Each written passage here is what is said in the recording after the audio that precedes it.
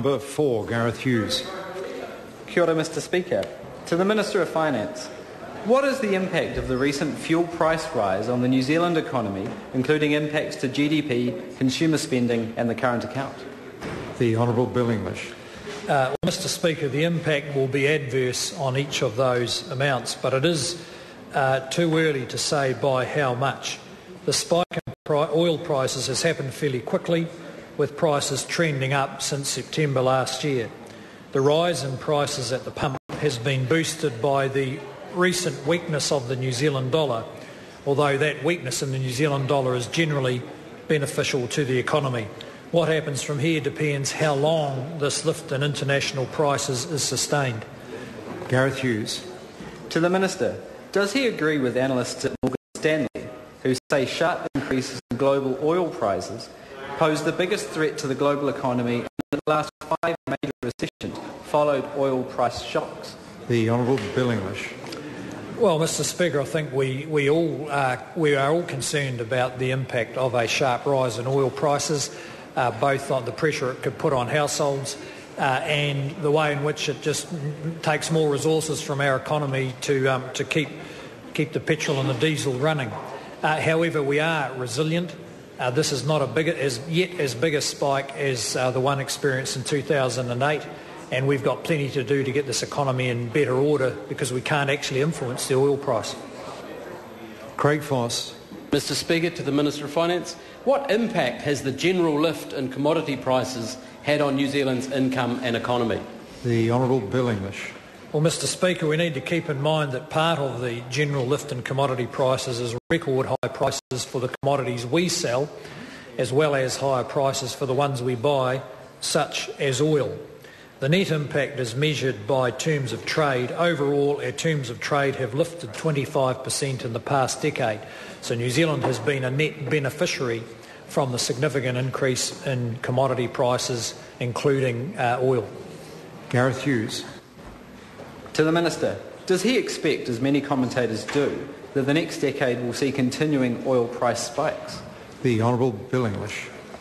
Well, Mr Speaker, that is possible, and that is why we need to have a resilient economy which is able to adapt quickly, both in a straight economic sense but also in terms of how people live their lives, if we are going to have continued instability in the oil prices. Gareth Hughes. Thank you, Mr Speaker. So why doesn't New Zealand have a strategy to reduce our current vulnerability to high oil prices, as many other countries do? The Honourable Bill English. Well, Mr Speaker, the people are pretty sensible, and when they see prices go up, they start thinking about whether they want to continue with their energy-intensive business or energy-intensive lifestyle.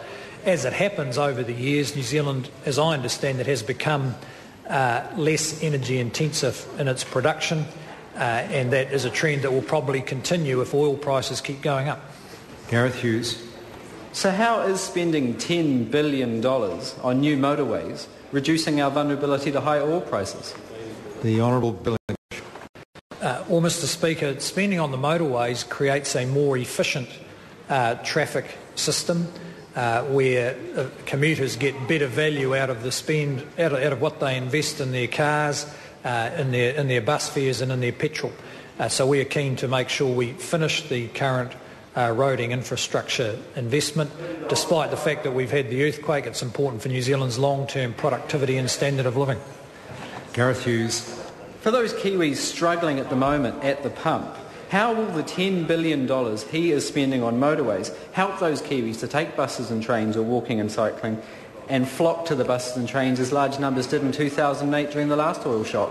The Honourable Bill English. Well, it will help in two ways, Mr Speaker. It means that when they catch the bus, it'll actually spend more of its time travelling than sitting at the traffic lights. And actually the same, well, you know, buses are the most common form of public transport, and actually they need efficient roads to be effective because you can't run them on the railway tracks. And actually the same with their cars. Gareth Hughes. Will the Minister finally support an inquiry into how New Zealand can best protect its economy from high oil prices? The Honourable Bill English. Well, Mr Speaker, probably not because when we talk about strategies to deal with high oil prices, the fact is the best strategy is for people to see the price signals and change their behaviour accordingly. And the Greens understand that because that is the theory and the practice behind the emissions trading system, which is precisely about sending a price signal to people, although in that case it's about carbon usage. Question number 5, the Honourable David Parker. Thank you, Mr